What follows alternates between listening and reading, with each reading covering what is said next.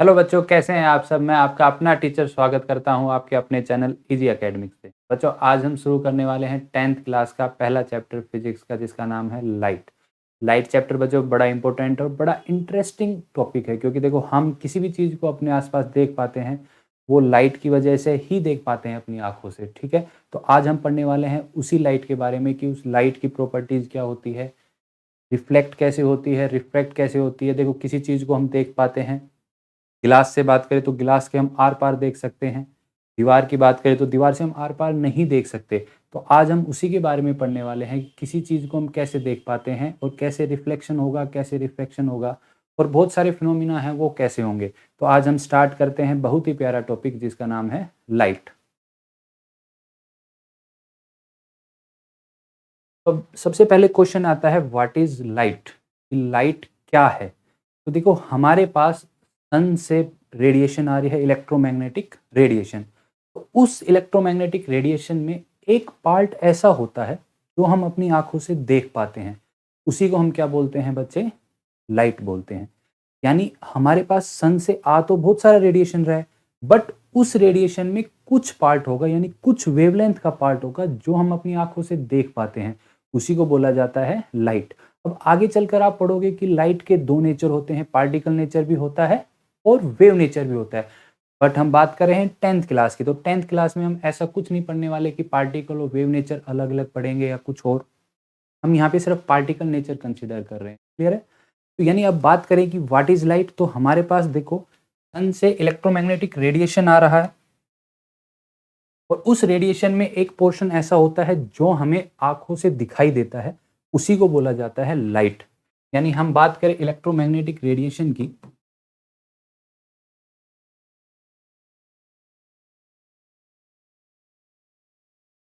या electromagnetic energy बोल लेता हूं मैं। उस इलेक्ट्रोमैग्नेटिक एनर्जी में एक पोर्शन ऐसा होता है जो हमें दिखाई देता है, उसको लाइट बोला गया है। यानी वो क्या होगा, तो देखो सबसे पहले उसमें बात करें तो हम गामा है, फिर हमारे पास क्या है, एक्स रे है, फिर अल्ट्रावायलेट है, फिर विजिबल रीजन है, फिर है हमारे पास इंफ्रारेड, फिर हमारे पास क्या है, माइक्रोवेव, और लास्ट में हमारे पास क्या है, रेडियो वेव। तो ये हमारे पास इलेक्ट्रोमैग्नेटिक एनर्जी स्पेक्ट्रम है, यानी ये डिफरेंट रेडिएशन सन से हमारे पास आते हैं, लेकिन इस स्पेक्ट्रम में हमें एक फिक्स पोर्शन है, यानी फिक्स वेवलेंथ का पोर्शन है जो हम अपनी आंखों से देख पाते हैं, उसी को बोला जाता है लाइट। अब बात आती है कि सर इसको हम याद कैसे करेंगे, तो बड़ा मुश्किल। आपने बोला ये गामा हो गया, ये एक्सरे हो गया, ये अल्ट्रावायलेट हो गया, ये विजिबल रीजन हो गया, ये हमारे पास इंफ्रारेड, ये हो गया हमारे पास माइक्रोवेव, और ये हमारे पास क्या हो गया, रेडियो वेव। क्लियर। तो यानी इसको याद करने का कोई तरीका बताएं। तो याद करने का बच्चे तरीके की हम बात करें तो ऐसे देखिए, हम देखो ये है हमारे पास गामा, ये हमारे पास क्या है, एक्स रे, ये हमारे पास क्या हो जाएगा, अल्ट्रावायलेट, और ये हमारे पास क्या हो गया, विजिबल रीजन, ये हमारे पास क्या हो गया, इंफ्रारेड, ये हमारे पास क्या हो गया, माइक्रोवेव, और ये हमारे पास क्या हो गया, रेडियो वेव।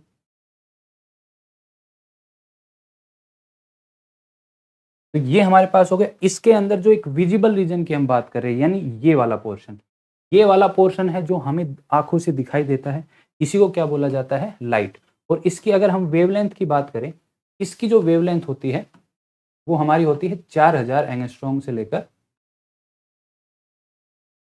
Approx 7500 angstrom.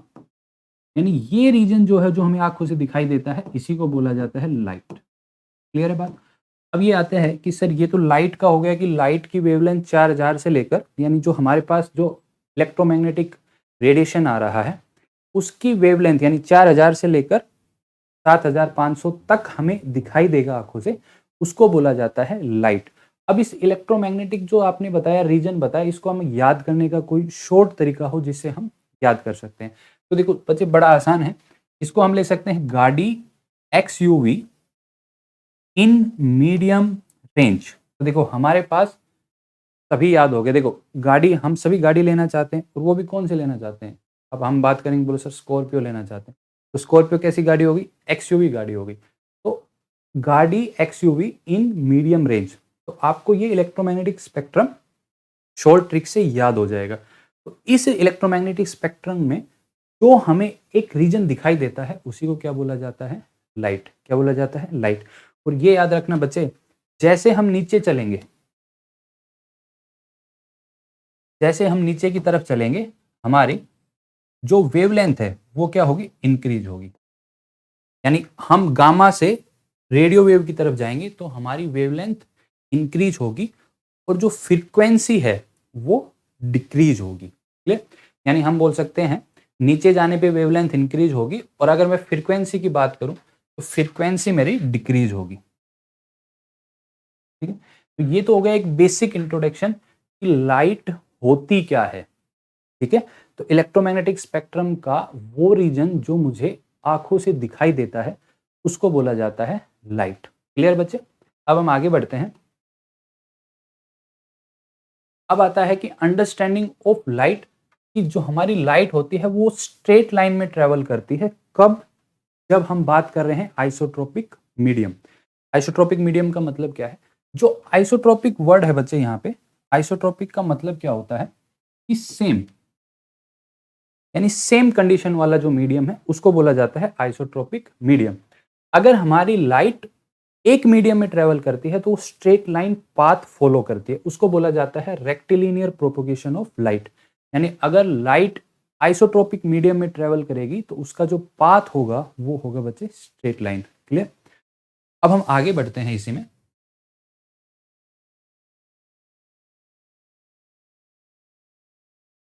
अब आता है कि जो लाइट है वो इनविजिबल है, हमें जो लाइट है वो ऐसे दिखाई नहीं देती।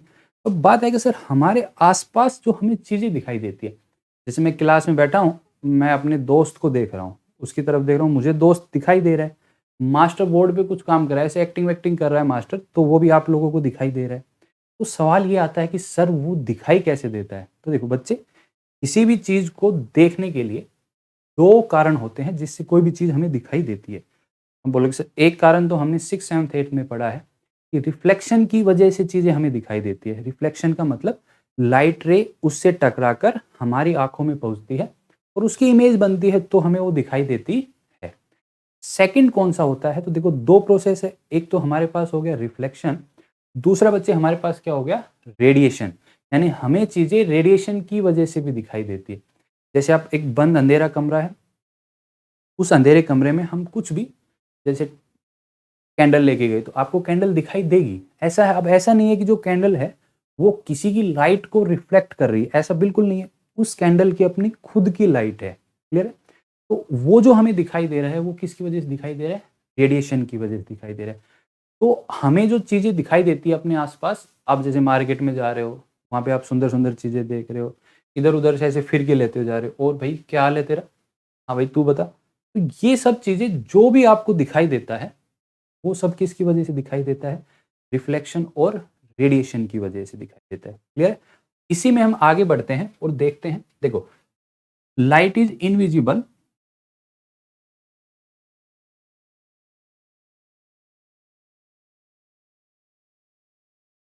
अब देखो, लाइट रे can not be seen, it moves through space unless it's scattered और रिफ्लेक्टेड बाय ऑब्स्टेकल। यानी लाइट रे इनविजिबल है, हमें तभी दिखाई देता है या तो वो स्कैटर हो या वो क्या हो, रिफ्लेक्ट हो, तभी हमें दिखाई देता है। क्लियर है? आगे बढ़ते हैं बच्चे। अब हमें अभी बात कर रहे थे कि हमें चीजें दिखाई कैसे देती है।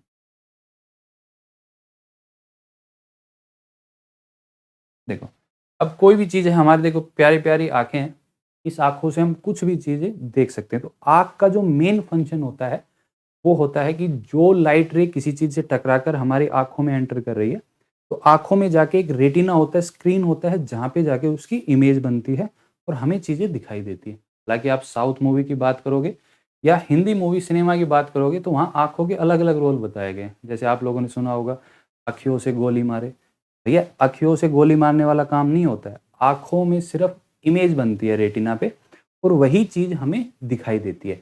अब इसमें भी एक इंटरेस्टिंग चीज आप पढ़ोगे, जैसे आप 10th क्लास में सेकंड चैप्टर जब भी आएगा, यानी ह्यूमन आई तब आएगा, उसमें हम डिटेल में पढ़ेंगे ह्यूमन आई में, तब आपको पता चलेगा कि हमारे रेटिना पे यानी आंखों के स्क्रीन पे, यानी एक आई होती है, आई के पीछे एक स्क्रीन होता है जिसको रेटिना बोला जाता है, जिसमें इमेज बनती है, वो इमेज इन्वर्टेड बनती है।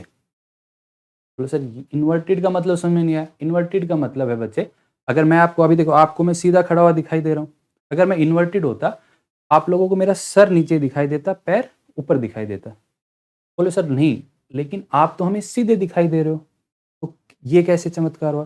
तो बच्चे ये चमत्कार करता है हमारा ब्रेन, यानी आंखों के जो रेटिना पे जो इमेज बनती है वो इन्वर्टेड ही बनती है, ब्रेन उसको कन्वर्ट कर लेता है, तब हमें चीजें सीधी दिखाई देती है। तो ये सब आई का जो इतना प्यारा सा कंसेप्ट है वो हम पढ़ेंगे नेक्स्ट चैप्टर में। अभी हम इतना ही डिस्कस कर रहे हैं कि किसी भी ऑब्जेक्ट को देखने के लिए आई का क्या रोल है, यानी उस पर इमेज बनती है, और वो इमेज तब बनती है जब उस ऑब्जेक्ट से लाइट हमारी आंखों में पहुंचती है। अगर वो लाइट हमारी आंखों तक नहीं पहुंचेगी तो हमें दिखाई नहीं देगा। जैसे आप आपके आसपास बंद कमरे के उस पार देखना चाहोगे तो नहीं देख सकते, क्योंकि उस कमरे के उस पार यानी दीवार के उस पार जो भी ऑब्जेक्ट है उनसे लाइट टकराकर आपकी आंखों तक पहुंच ही नहीं रही है, इसलिए आप नहीं देख पा रहे हो। अब आप लोग अपने आसपास जिस कमरे में बैठे होंगे उसके आसपास आप देखोगे तो सारी चीजें दिखाई दे रही है, क्यों? क्योंकि वो लाइट रे टकराकर आपकी आंखों में पहुंच रही है, इसलिए दिखाई दे रहा है। क्लियर बच्चे? उम्मीद करता हूँ यहाँ तक आपको अच्छे से समझ में आया होगा। अभी हम आगे बढ़ते हैं। देखो यहाँ पे भी आप देखोगे तो यहाँ पे जो एक कैंडल है, इसकी जो इमेज बनेगी ना, ये देखो लेंस से गई और यहाँ पे इमेज बनती है, और ये इमेज जो बनती है वो इन्वर्टेड बनती है, और ये इसी को बोला जाता है रेटिना। ये जो आप पढ़ोगे रेटिना के बारे में, ये नेक्स्ट चैप्टर में पढ़ोगे, लेकिन अभी हम यही देख रहे हैं कि यहाँ पे जो इमेज बनेगी उसी के बारे में डिस्कस कर रहे हैं। क्लियर? आगे बढ़ते हैं।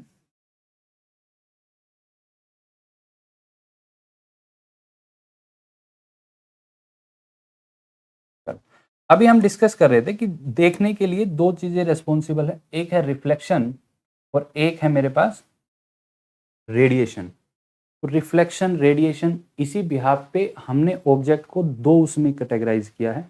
एक होते हैं हमारे पास लुमिनस ऑब्जेक्ट और एक होते हैं नॉन लुमिनस ऑब्जेक्ट। यानी ये हमारे पास लुमिनस ऑब्जेक्ट क्या होते हैं? Object which generate their own light, यानी ऐसे ऑब्जेक्ट जो अपनी खुद की लाइट जनरेट करते हैं, जैसे सन हो गया। भाई सन की खुद की लाइट है, सन का ऐसा नहीं है कि सन किसी और की लाइट रिफ्लेक्ट कर रहा है, सन की अपनी खुद की लाइट है, वहां पे रिएक्शन हो रहे हैं हाइड्रोजन के, तो उनसे एनर्जी जनरेट हो रही है, उस एनर्जी की वजह से वहां पे बहुत ज्यादा हीट है, और वो हीट यानी वो एनर्जी वो लाइट हमारे तक पहुंचती है, उसी को इलेक्ट्रोमैग्नेटिक स्पेक्ट्रम बोला जाता है। अब ओले तो हमारे इलेक्ट्रिक बल्ब होंगे, उनकी खुद की लाइट है। स्टार हो गई, स्टार की भी अपनी खुद की लाइट होती है।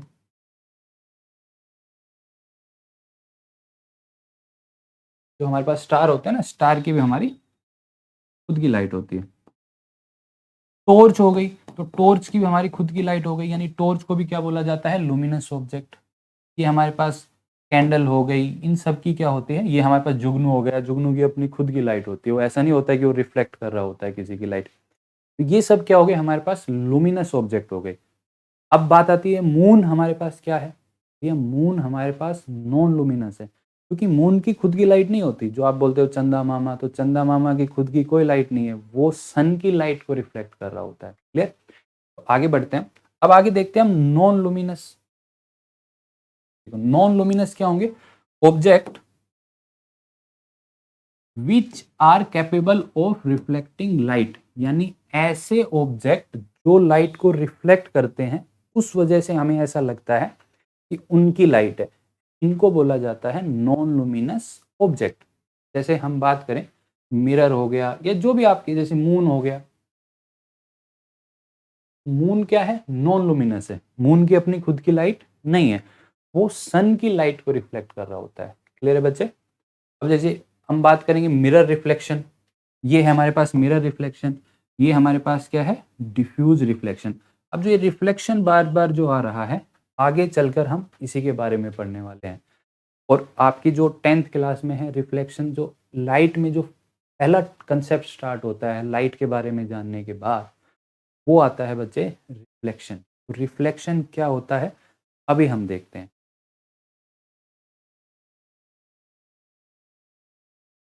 देखो रिफ्लेक्शन क्या होता है, phenomena of turning back of light when incident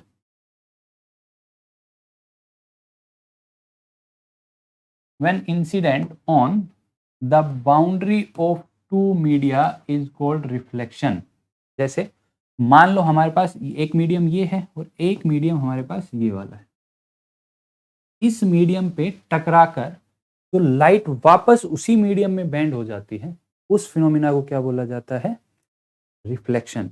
यानी आप जब सुबह नहाकर मस्त स्कूल के लिए तैयार हो रहे होते हो ना, तो आप मिरर के सामने जाते हो और मिरर में अपना चेहरा देखते हो, वो कैसे कैसे पॉसिबल है, वो ड्यू टू रिफ्लेक्शन। जो आप ऐसे स्टाइल बना के आते हो, वालों वालों की जो स्टाइल बना रहे हो ना, वो किसकी वजह से है, वो रिफ्लेक्शन की वजह से। यानी लाइट रे जा रही है और उससे टकराकर वापस हमारी आंखों में आ रही है, तभी अपने अपनी सुंदर सुंदर इमेज दिखाई देती है। ऐसे नहीं है कि लाइट रे गई और मिरर से पार हो गई तो हमारी आंखों तक पहुंचेगी नहीं, फिर हमें कैसे अपनी इमेज दिखाई देती है, वो रिफ्लेक्शन की वजह से दिखाई देती है। रिफ्लेक्शन मतलब जब भी लाइट रे, या हम बोल सकते हैं the phenomena of turning back of light when incident on the boundary of two media is called reflection. यानी एक मान लो ये हमारे पास कोई मीडियम है, ये लाइट रे आई और आने के बाद टकराने के बाद वापस इसी मीडियम में बैंड हो जाती है, इस प्रोसेस को बोला जाता है रिफ्लेक्शन ऑफ लाइट। क्लियर है। और the surface which cause reflection are reflector और मिरर। जैसे यहाँ पे अगर मैं बात करूं तो ये जो सरफेस है जिससे टकरा है, इसको हम क्या बोलते हैं, रिफ्लेक्टर्स, या बोल सकते हैं मिरर। यानी वो सरफेस जिनसे लाइट टकराकर वापस उसी मीडियम में बेंड हो जाती है, उनको बोला जाता है या तो रिफ्लेक्टर या बोला जाएगा मिरर। क्लियर। अब आप लोगों ने देखा होगा हमारे घर में, जिसमें हम अपनी सुबह उठकर शक्ल देखते हैं, उसको पीछे से ना एक ग्लास होता है, ग्लास को पीछे से पॉलिश किया जाता है। यानी आपसे पूछ लिया जाए कि मिरर को कैसे बनाएं, तो ग्लास को पीछे से एक स्पेशल कोटिंग की जाती है, तब मिरर बनते हैं। क्लियर। तो हम बोल सकते हैं polished glass with silvering on one side. आपको यहाँ पे देखो दिखाई भी दे रहा होगा ये वाला। अब जो मिरर होते हैं ना हमारे पास, मिरर डिफरेंट डिफरेंट टाइप के हो सकते हैं। आप देखोगे स्फेरिकल मिरर भी हो सकता है, प्लेन मिरर। अब प्लेन मिरर की बात करें तो सुबह हम जो आईना देखते हैं या शीशा देखते हैं, बाल बना रहे होते हैं, वो प्लेन मिरर होता है। और आप कार व्हीकल्स में देखोगे उसमें स्फेरिकल मिरर भी होते हैं और प्लेन मिरर भी होते हैं। क्लियर है। उनके बारे में हम डिटेल से आगे पढ़ेंगे। अभी हम चलते हैं रिफ्लेक्शन के बारे में पढ़ते हैं कि रिफ्लेक्शन क्या होता है। देखो अब हमारे पास आ जाता है कि लाइट रे को रिप्रेजेंट कैसे करें। तो ये अगर एक हमारे पास एक रे है तो उसको बोला जाता है लाइट रे, और हमारे पास ऐसे बीम ऑफ लाइट रे है तो बीम ऑफ लाइट रे को रिप्रेजेंट किया जाता है ऐसे। और इनको ये देखो, इनके बीच में जो डिस्टेंस है ना, इक्वल डिस्टेंस है, इनको बोला जाता है पैरेलल रेज। क्लियर। और ऐसी बीम, ऐसी लाइट हो, उनको बोला जाता है पेंसिल ऑफ लाइट रे। और देखो ये एक पॉइंट पे आके यहाँ पे मीट कर रही है, इनको बोला जाता है कन्वर्जेंट रेज। यानी जो एक पॉइंट पे कन्वर्ज हो जाए उनको बोला जाता है कन्वर्जेंट रेज। क्लियर है। आगे बढ़ते हैं इसी में। अब रिफ्लेक्शन, देखो ये हमारे पास आ गया रिफ्लेक्शन। ठीक है। तो अब ये हमारे पास प्लेन मिरर है, प्लेन मिरर जो ग्लास को हमने सिल्वर कोटिंग की है उसको बोला हमने प्लेन मिरर। तो जो प्लेन मिरर है वो लाइट को क्या करेगा, रिफ्लेक्ट कर देगा वापस उसी मीडियम में। क्लियर। तो अब इससे कोई भी रेज आएगी और आने के बाद यहाँ से टकराने के बाद वापस इसी मीडियम में वापस चली जाएगी, इसको क्या बोला जाता है, रिफ्लेक्शन। क्या बोला जाएगा, रिफ्लेक्शन। और जो ये रेज आ रही है इसको बोला जाता है इंसिडेंट रे। ये वाली है ना, ये वाली, इसको क्या बोला जाएगा, इंसिडेंट रे। और इसको जो ये टकराने के बाद वापस इधर जा रही है ना, ये इसको बोला जाता है रिफ्लेक्टेड रे। ये हमारे पास क्या हो गया, प्लेन मिरर, और यहां से हम अगर इस पे प्लेन मिरर पे परपेंडिकुलर ड्रॉ करेंगे तो उसको बोला जाएगा नॉर्मल। क्लियर? तो यानी द लाइट रे फॉलिंग ऑन द मिरर, यानी ये वाली जो इस मिरर पे ये वाली लाइट आ रही है ना, इसको बोला जाता है इंसिडेंट रे। और जो टकराने के बाद इस डायरेक्शन में गई ये वाली, ये हमारे पास क्या हो जाएगी, रिफ्लेक्टेड रे। क्लियर बच्चे? और ये वाला जो इस प्लेन मिरर के, मान लो ये प्लेन मिरर था, इसके जो परपेंडिकुलर हुआ ये वाला, इसको बोला जाता है नॉर्मल।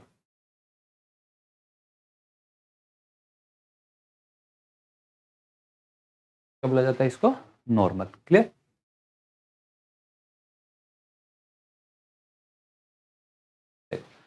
ये इंसिडेंट रे, ये हमारे पास क्या हो गया, नॉर्मल। ये इंसिडेंट रे, ये नॉर्मल, और ये वाली रिफ्लेक्टेड रे। अब ये बात की जाए, ये वाला पॉइंट क्या है, पॉइंट ऑफ इंसिडेंस। ये वाला एंगल आई क्या है मेरे पास, एंगल ऑफ इंसिडेंस। क्लियर? तो यहाँ पे हम लिख सकते हैं ये क्या है हमारे पास, एंगल ऑफ,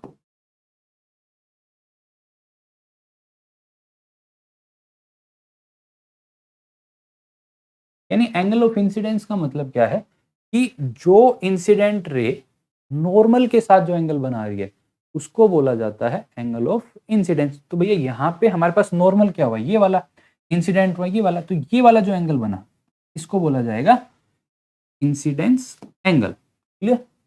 और ये जो रिफ्लेक्टेड रे नॉर्मल के साथ, जैसे ये हमारे पास नॉर्मल हो गया, क्लियर बात, ये हमारे पास क्या हुआ, प्लेन मिरर, ये वाली रे क्या है, रिफ्लेक्टेड रे। तो जो नॉर्मल के साथ रिफ्लेक्टेड रे जो एंगल बना रही है उसको क्या बोला जाएगा, एंगल ऑफ रिफ्लेक्शन। क्लियर? अब यहां पे जो ये एंगल ऑफ इंसिडेंस होता है ये हमारा इक्वल होता है किसके, एंगल ऑफ रिफ्लेक्शन। वो हम पढ़ने वाले हैं लॉज ऑफ रिफ्लेक्शन में। तो एक बार एंगल ऑफ इंसिडेंस देख लेते हैं। जैसे मान लो ये वाला हमारे पास कोई भी मिरर है,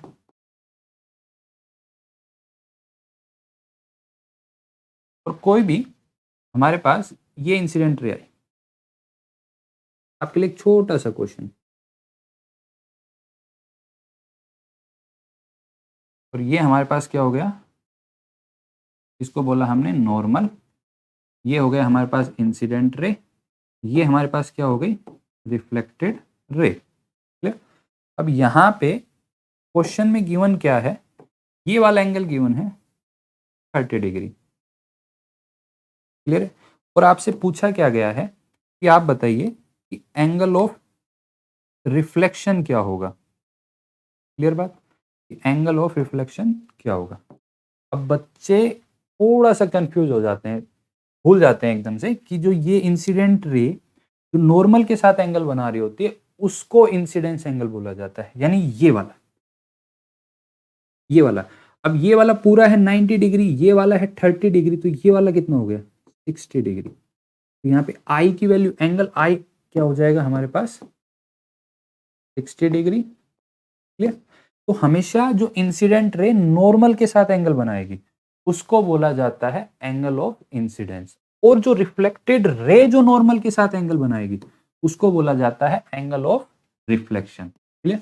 तो उम्मीद करता हूं कि आप इंसिडेंस एंगल में और रिफ्लेक्शन एंगल में कंफ्यूज नहीं होंगे कभी भी। जो नॉर्मल के साथ इंसिडेंट रे एंगल बनाएगी उसको बोला जाएगा एंगल ऑफ इंसिडेंस, और जो नॉर्मल के साथ रिफ्लेक्टेड रे एंगल बनाएगी उसको बोला जाएगा angle of reflection.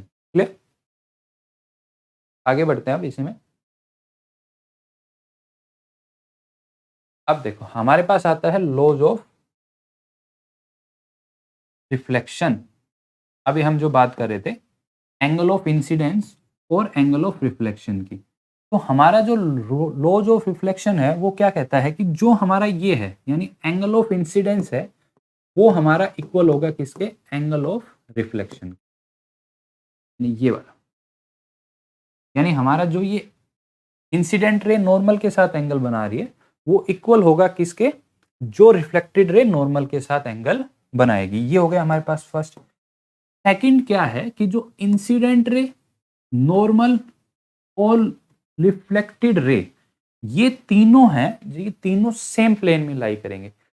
Same plane में लाई करने का मतलब क्या है, अगर इन तीनों रे में एक ही प्लेन में आ जाएंगे, एक ही प्लेन में, यानी हमारे पास अगर 3 पेन लीजिए, 3 पेन को आप एक ही प्लेन में रखेंगे तो देखो इंसिडेंट रे, नॉर्मल और रिफ्लेक्टेड रे हमेशा तीनों एक ही प्लेन में लाई करेंगे। तो सेकंड क्या हो जाएगा लॉ ऑफ रिफ्लेक्शन का, incident ray normal to the mirror and reflected ray all lie in the same plane. यानी ये तीनों incident ray, normal and reflected रे तीनों क्या करेंगे, एक ही प्लेन में लाई करेंगे। क्लियर? तो ये हमारे पास था लॉज ऑफ रिफ्लेक्शन। आगे बढ़ते हैं इसमें। देखो अब हमारे पास आता है एंगल ऑफ डेविएशन। तो एंगल ऑफ डेविएशन क्या होता है, देखो ये हमारे पास क्या है, इंसिडेंट रे आई, ये हमारे पास क्या था नॉर्मल, ये हमारे पास क्या था मिरर।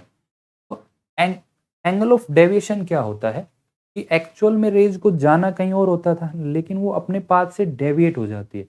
तो जितना डेविएट हो जाती है उसी को बोला जाता है एंगल ऑफ डेविएशन। चलो भाई देखते हैं क्या होता है।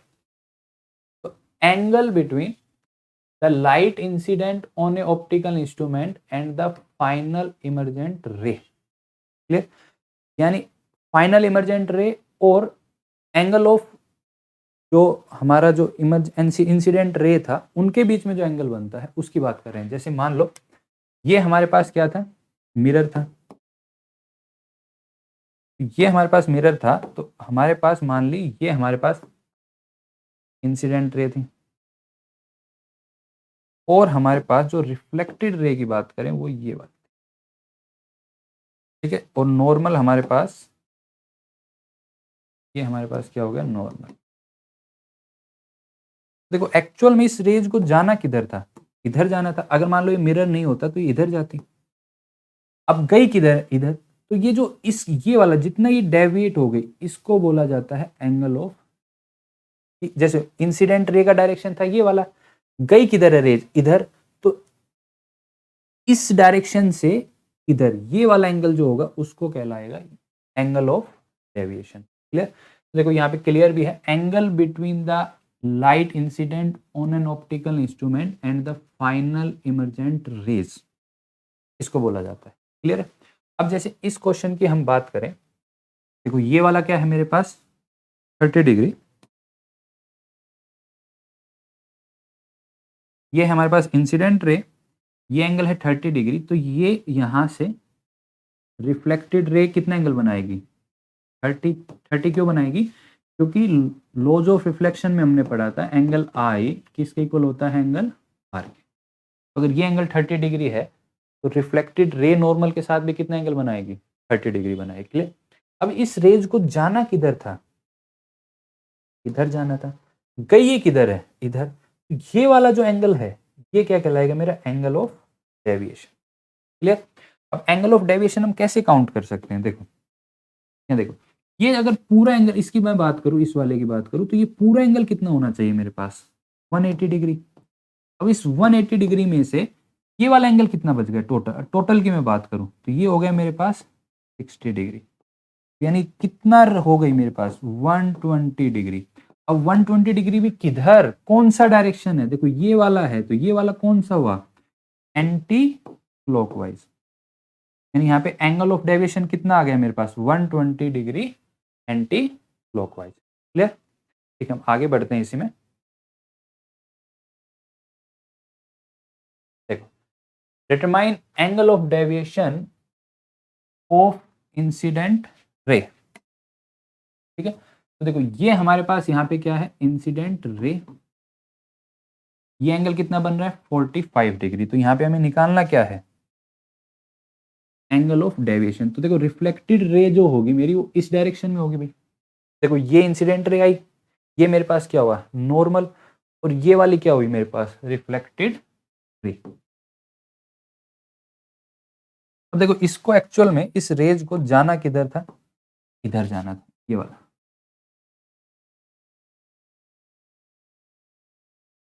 इधर जाना था, ये वाला इस डायरेक्शन में जाना था। क्लियर बात? अब गई एक्चुअल में किधर, अब इधर। तो ये वाला 45 डिग्री, तो ये वाला एंगल भी कितना हो जाएगा मेरे पास 45 डिग्री। क्यों हो जाएगा, क्योंकि हमने लॉज ऑफ रिफ्लेक्शन में पढ़ा है कि एंगल आई मेरा किसके इक्वल होता है, एंगल आर के इक्वल होता है। क्लियर। अब यहाँ पे ये वाला एंगल जो मेरा होगा, ये वाला होगा मेरा एंगल ऑफ डेविएशन। तो देखो ये जो टोटल एंगल की मैं बात करूं, इस टोटल एंगल की मैं बात करूं तो ये वाला टोटल एंगल मेरे पास कितना होगा, पाई। ठीक है। अब इसमें से अगर ये एंगल मैं घटा दूं ये वाला, तो मेरे पास ये वाला एंगल आ जाएगा, यानी पाई माइनस 90 डिग्री, यानी पाई यानी 180 डिग्री माइनस 90 डिग्री, तो मेरे पास कितना आ जाएगा ये 90 डिग्री। अब 90 डिग्री किधर, कौन सा डायरेक्शन है 90 डिग्री, इधर ये वाला। तो ये वाला कौन सा, ये इधर, इधर कौन सा डायरेक्शन होता है, एंटी क्लॉकवाइज। क्लियर। उम्मीद करते हैं आपको नेट डेविएशन निकालना बड़े अच्छे से समझ में आया होगा। आगे बढ़ते हैं बच्चे, आ रहा है ना भाई अच्छे से समझ में। चलो भाई अब देखो हमारे पास नेक्स्ट क्या है, ये वाला next question. Determine angle of deviation of light ray incident at angle theta with normal। वही है, सेम है। ये वाला एंगल क्या है, थीटा। तो ये रेज रिफ्लेक्ट होने के बाद इधर जाएगी। ये वाला एंगल थीटा, तो ये वाला एंगल भी क्या होगा, थीटा। क्योंकि हमने लॉज ऑफ रिफ्लेक्शन में पढ़ा है कि एंगल आई किसके इक्वल होता है, एंगल आर के इक्वल होता है। अब इसको एक्चुअल में जाना किधर था, इसको इधर। अब कितना डेविएट हो गई ये वाला एंगल, यही हमारे पास क्या होगा, एंगल ऑफ डेविएशन। तो ये angle of deviation total angle ये कितना हो जाएगा 180 डिग्री, यानी पाई, ये थीटा, तो ये कितना आ जाएगा मेरे पास पाई माइनस 2 थीटा। क्लियर। या मैं लिख सकता हूं 180 माइनस 2 थीटा, यानी 180 माइनस 2 थीटा ही क्या बात हो गई हमारे पास, पाई माइनस 2 थीटा, सेम बात है। क्लियर। तो यहां पे अगर मैं डायरेक्शन की बात करूं तो डायरेक्शन कौन सा है, ये वाला वही डायरेक्शन। देखो कौन सा डायरेक्शन है, एंटी क्लॉकवाइज।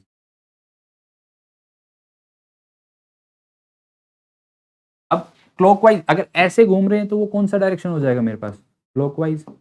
अगर मैं ऐसे घूम रहा हूं तो कौन सा डायरेक्शन हो जाएगा, एंटी क्लॉकवाइज। तो यहाँ पे कौन सा है, एंटी क्लॉकवाइज। तो जो करेक्ट ऑप्शन हो जाएगा, देखो पहले में क्या है, थीटा क्लॉकवाइज, तो ये भी नहीं होगा। दूसरा क्या है, थीटा एंटी क्लॉकवाइज, तो ये भी नहीं होगा। थर्ड वन क्या है, pi minus theta anti clockwise, ये भी नहीं होगा। फोर्थ वन क्या है, पाई माइनस 2 थीटा, तो ये क्या हो जाएगा मेरे पास, correct option anticlockwise. Clear. तो यहां से आपको उम्मीद करता हूं कि कैसे निकालना है एंगल ऑफ डेविएशन, वो बड़े अच्छे से समझ में। क्लियर है। आगे बढ़े बच्चे भाई, चलो भाई आगे बढ़ते हैं।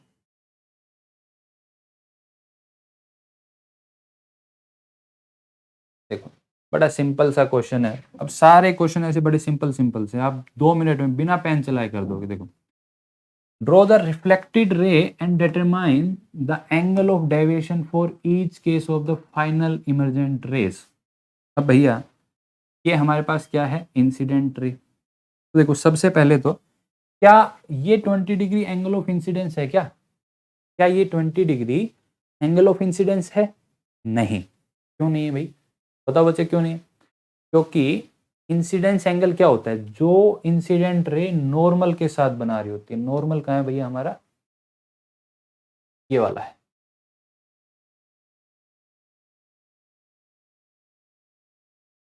ये हमारा नॉर्मल, ये हमारे पास क्या है, इंसिडेंट रे। तो ये वाला 20 दिया है, ये वाला हमारा एंगल ऑफ इंसिडेंस नहीं है भैया। हमारा एंगल ऑफ इंसिडेंस कौन सा होता है, जो इंसिडेंस रे नॉर्मल के साथ एंगल बना रही होती है, यानी ये वाला एंगल होगा एंगल ऑफ इंसिडेंस। अब बोलोगे ये कैसे फाइंड आउट करेंगे भाई, बताओ बताओ कैसे। तो ये अगर 20 है तो ये कितना हो जाएगा, देखो ये पूरा एंगल कितना होगा 90 डिग्री। तो यहाँ पे आई एंगल ऑफ इंसिडेंस कितना हो जाएगा हमारे पास, 90 माइनस 20 कितना आ जाएगा 70। ये तो हमारे पास क्या आ गया, एंगल ऑफ इंसिडेंस। क्लियर बात करें। अब दूसरी बात करें कि रिफ्लेक्टेड रे, तो रिफ्लेक्टेड रे हमारी इधर जाएगी। अब ये 70, तो ये वाला भी कितना होगा हमारे पास 70 डिग्री। वाह भाई वाह। चलो भाई आगे बढ़ते हैं। अब angle of deviation find out करें तो देखो एंगल ऑफ डेविएशन क्या होगा, ये वाला जो एंगल होगा वही क्या होगा angle of deviation. Angle of deviation हम क्या लिख सकते हैं, एंगल ऑफ डेविएशन क्या हो जाएगा हमारे पास पाई माइनस 2i। यही होता है भाई, क्योंकि देखो ये भी i होगा और ये वाला भी r होगा, बट r किसके इक्वल होता है, i के इक्वल होता है। i हमारा किसके इक्वल होता है, एंगल r के। तो हम नेट डेविएशन क्या लिख सकते हैं, पाई माइनस ये वाला एंगल, ये वाला एंगल, तो क्या लिख सकते हैं -2i। क्लियर। तो यहां से हम कितना लिख सकते हैं, पाई कितना होगा 180 माइनस 2i यानी 2 इंटू 70 डिग्री। तो यहाँ से मेरे पास कितना आ जाएगा 180 माइनस 140, तो मेरे पास कितना आ गया बच्चे 40 डिग्री। ये मेरे पास क्या आ गया नेट डेविएशन। तो अगर नेट डेविएशन की बात करें तो हमारे पास कितना आ जाएगा 40 डिग्री आ जाएगा। क्लियर। एंगल ऑफ इंसिडेंस की बात करेंगे तो कितना आ जाएगा 70 डिग्री। एंगल ऑफ रिफ्लेक्शन की बात करेंगे तो कितना आ जाएगा 70 डिग्री। तो ऐसे क्वेश्चन जब भी आएंगे नेट डेविएशन के, तो आप बड़े प्यार से कर लो क्योंकि इसमें प्रॉब्लम है ही नहीं, बड़े आसान क्वेश्चन है और आप हो जीनियस बच्चे। चलो भाई आगे बढ़ते हैं। बड़े सिंपल सिंपल से क्वेश्चन है, देखो ध्यान से देखना। क्या है, draw the reflected ray and determine the angle of deviation for each case of the final emergent raise.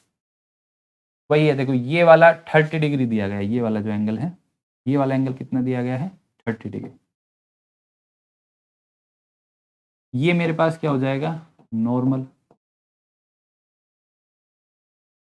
और ये मेरे पास क्या हो गई रिफ्लेक्टेड रे।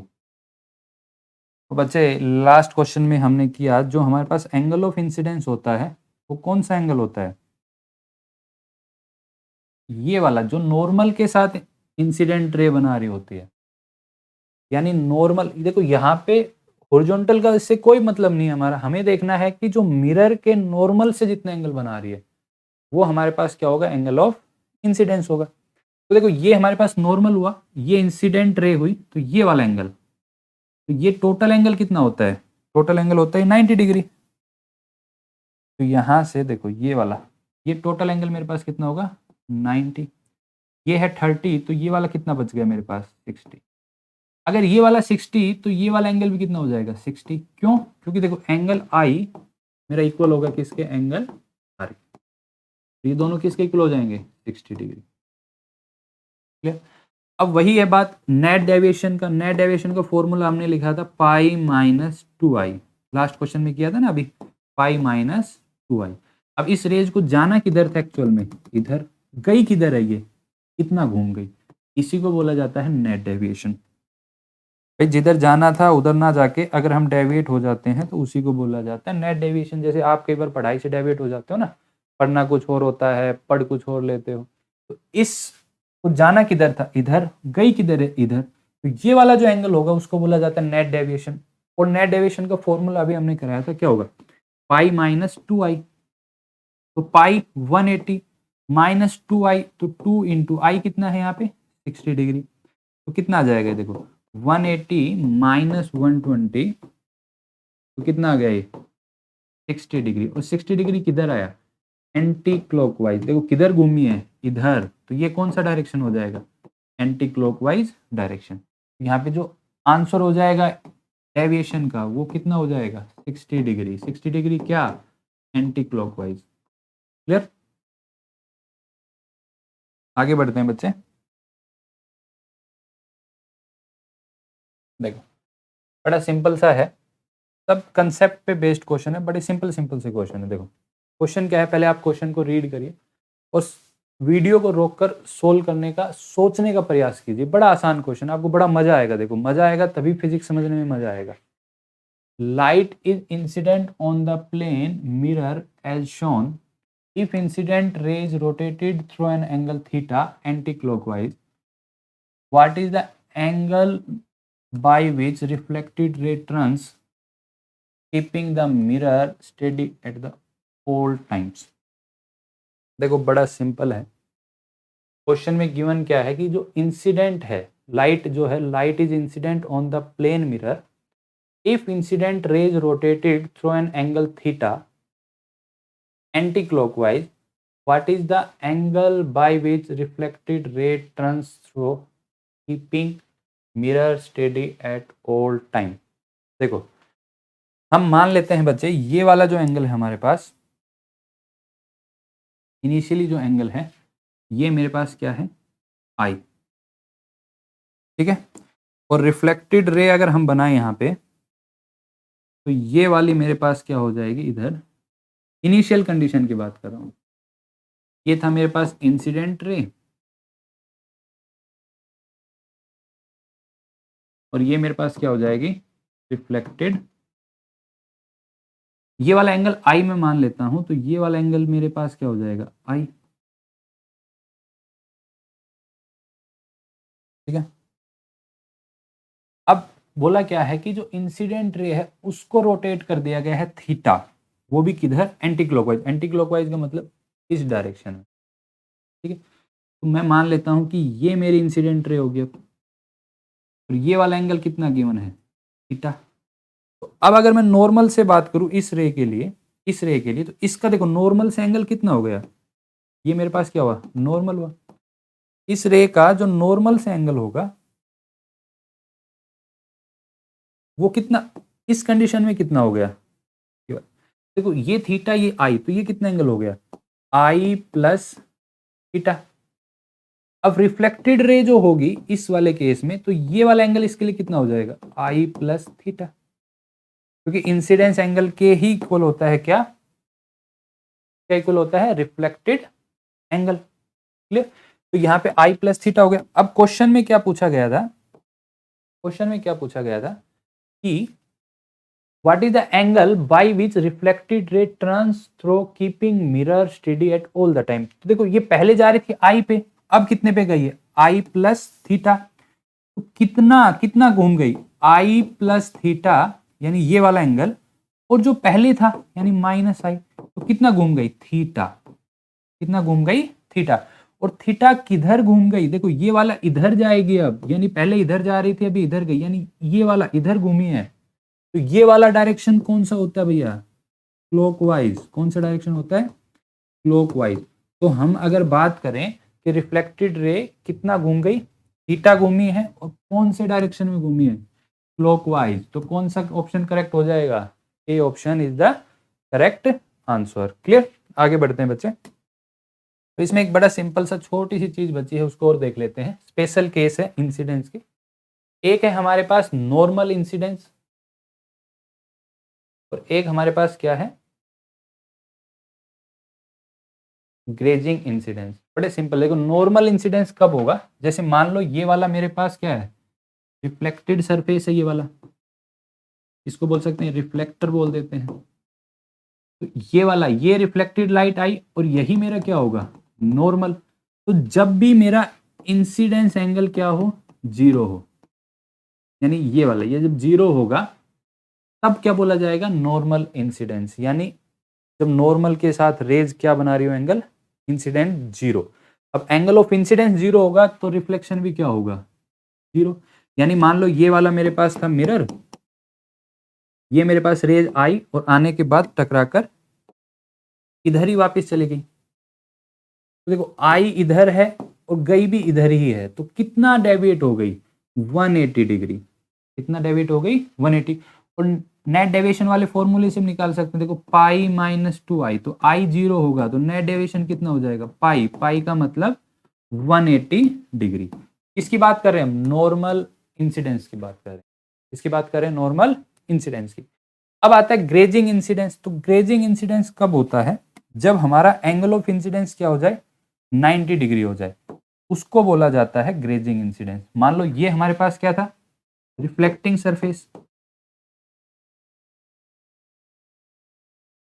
इससे इंसिडेंस रे कितना एंगल बनाए, नॉर्मल के साथ कितना एंगल बनाए, 90 डिग्री। यानी आई की वैल्यू कितनी हो जाए, अप्रोक्सीमेटली 90 डिग्री। उसको बोला जाता है ग्रेजिंग इंसिडेंस। क्लियर है बात। तो इसमें नेट डेविएशन की बात की जाएगी, तो नेट डेविएशन इसमें क्या होता है, अप्रोक्स जीरो। ठीक है, तो उम्मीद करता हूँ आप लोगों को ये लेक्चर बड़े अच्छे से समझ में आएगा। आप हमारे इजी एकेडमिक्स चैनल को सब्सक्राइब करें और हमारे साथ मिलकर पढ़ते रहें। धन्यवाद।